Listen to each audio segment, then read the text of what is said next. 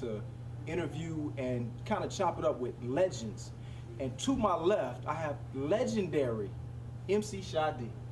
What is going on, my brother? Yeah, what up, Robbie? We go back like Jerry curls. Man, and there's not very many artists out there that can even attempt to do a greatest hits. Okay. What's been going on with you, bro? Well, you know, I'm just doing the DJing thing right now. You know, I hit the road from time to time, do an old school show here, old school show there. Oh, you know yeah, what I'm we saying? need that. We need that. Yeah. We need that. So how's that been going as far as... Oh, everything been cool. I've been going out. I did some shows with Salt and Pepper, Heavy D. I did a couple of shows with Big Daddy Kane. So, you know, they yeah. trying to bring like the 80s rappers back.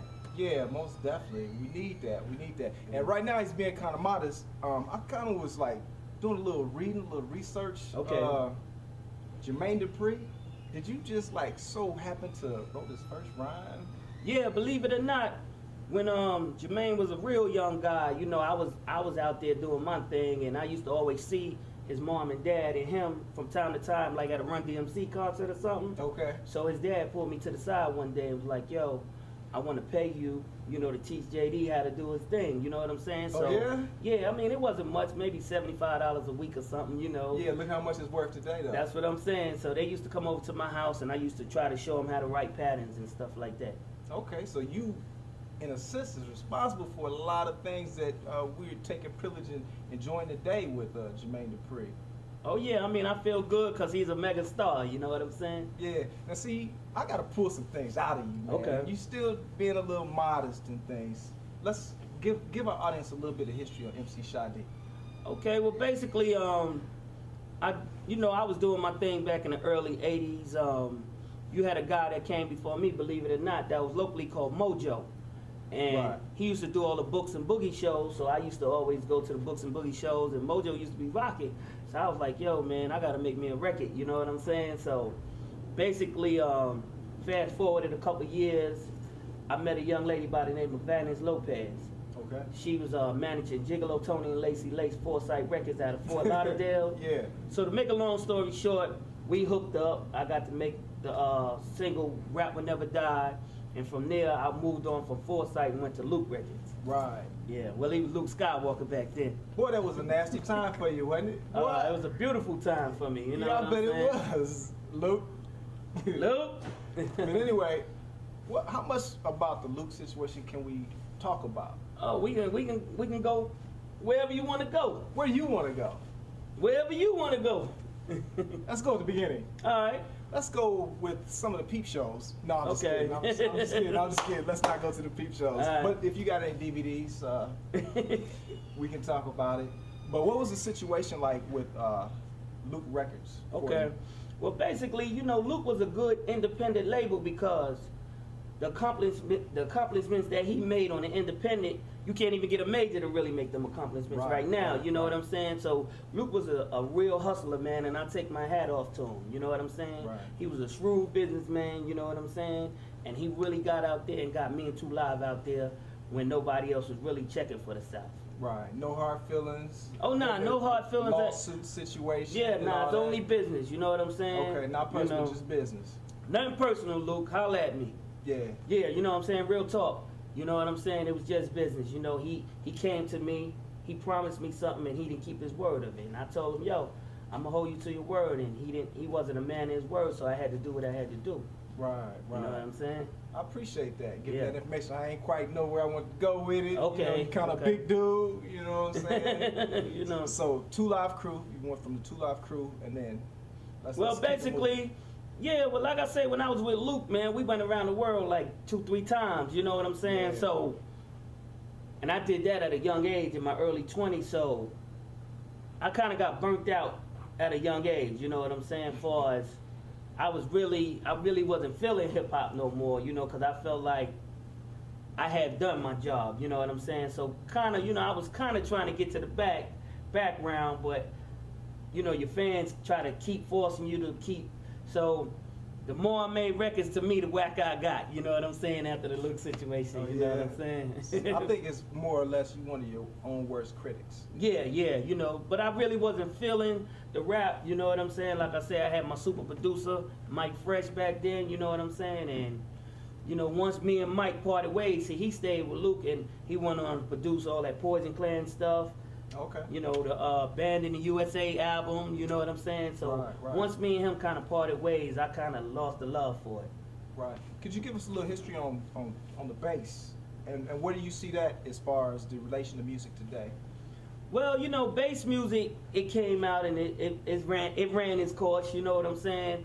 But people wasn't really respecting bass because you had so many corny records coming out, you know what I'm saying? You might have 2, 3 good bass songs over here, but then you got 35 whack, corny bass songs over here, so people really couldn't take bass serious. So, you know, I mean, they was kind of running it, and then it burnt itself out. Do you believe that as far as bass music in a whole, I mean, as far as regional, I mean, because like in Miami, I mean, it's still kicking in certain areas. Yeah, well, regional, I mean, bass, believe it or not, when 69 Boys, 95 South came out, Right. you know, Rip It Records really had them out there, like on, you know, like a major, you know, they had them like major, you know, all over the world. So, I mean, they was really keeping bass alive, you know what I'm saying? But like I said, everybody and their mom had started all these independent companies and they was just getting play in their neighborhood, you know what I'm saying? Right. So that was kind of killing it too. Right. You So know. where do you see music as a whole now, as far as the direction that it's going in? What do you feel about it? I mean, you being a DJ, and you Yeah. still got that ear. Yeah, oh yeah, definitely. You know, I mean, I like all the young cats, Soulja Boy, you know what I'm saying? I like my man Shorty Low, you know, Right. T.I., Jeezy. I like everybody, you know what I'm saying? And I mean, I just wish we was getting the money that they getting of it, cause you know we kind of paved the way, so we kind of need like a what you call it, like an old school kickback. You know, they need to kick a couple of dollars back to an old man. You know what I'm saying? Yeah, actually, Houdini was kind of talking some of that same type of situation and stuff. Yeah. And as far as not getting enough respect for the new generation of rappers, because you yourself and people like Houdini and stuff being pioneers in the game as far as hip hop itself. You know, how do you feel as far as because people's opinion is different Yeah.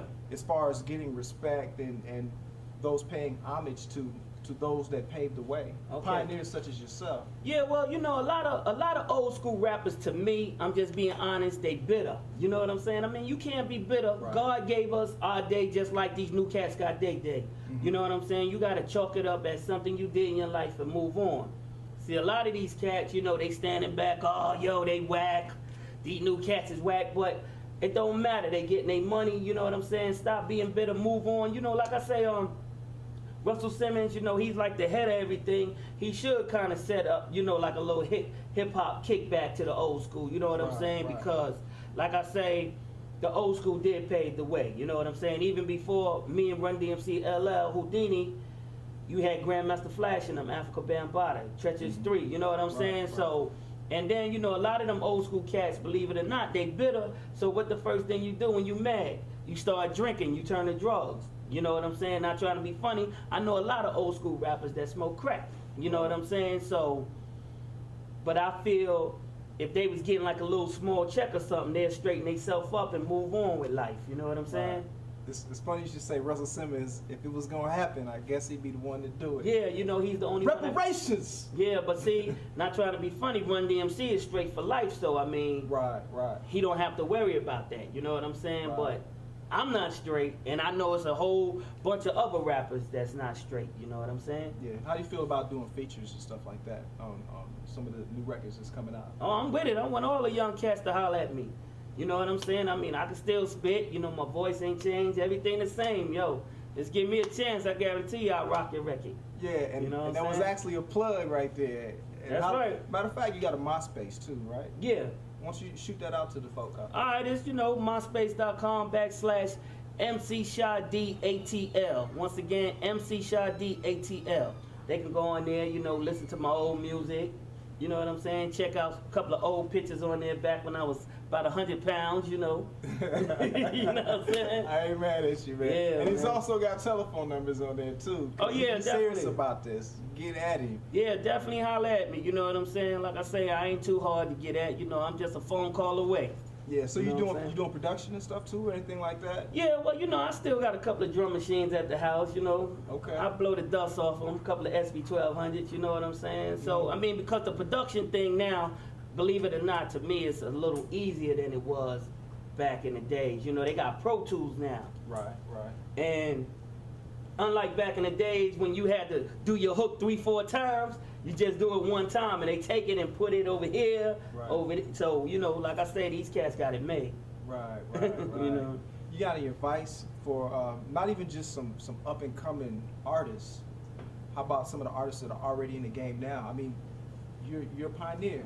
Okay. You're a veteran. You've been there, and times change, things change. I mean, what is your perspective? What would you like to tell someone? Well, I like to tell the young cats basically that your career is not gonna last forever.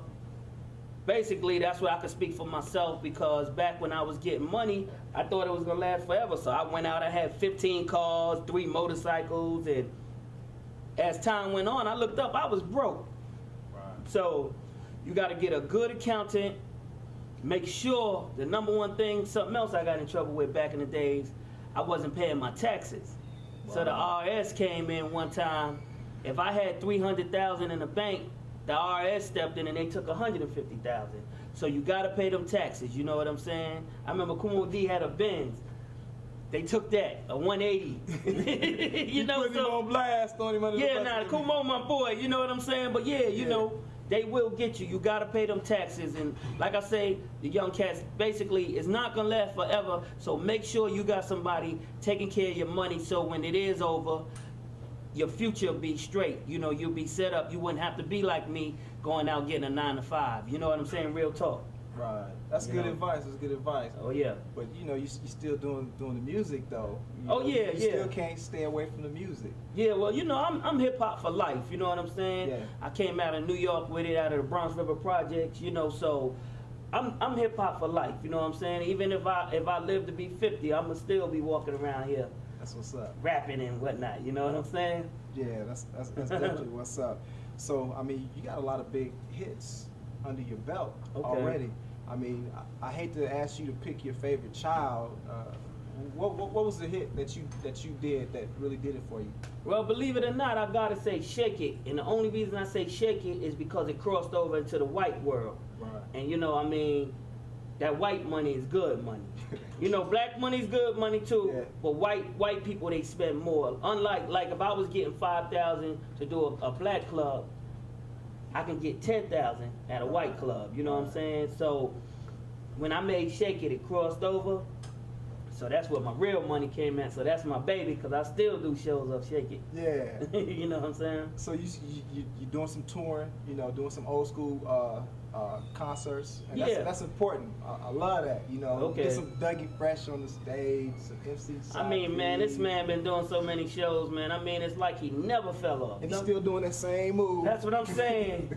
I mean, this guy, man, whatever year, it might have been 83, 84, the show came out. I mean, man, this guy's still on the road, man. 20, 23, 24 years later, Still off that look the same same. song. Yeah. That's what's up, though. You know what I'm saying? And you still out there doing the same thing, though, and that's good, because it's also educational too, though. Okay. You know what I mean? And it's a part of history, and they get a chance to experience it. Oh yeah, but like you said, Dougie Fresh looking the same. I'm about 200 pounds heavier, you know what I'm saying? So, I mean, I take my hat off him just staying in shape, you know what I'm saying? Because I've been eating a hamburger too many these days, you know what I'm saying? Live, love, and enjoy life, man. You know what I'm not saying? mad at you. Yeah, I just got to man. say thank you very much. Matter Okay. of fact, my son's name is Shadi. Okay. But Oh yeah? I can never forget that name. He's told me to tell you what's up. Oh yeah, pleasure. I would definitely like to thank you for spending the time with us. Like I Okay. said, DKE TV, we get pioneers, we get legends. MC Shot D. It's your boy Robbie D, aka Mr. Chocolate. Another episode of DKE TV. Hey, thank you for watching.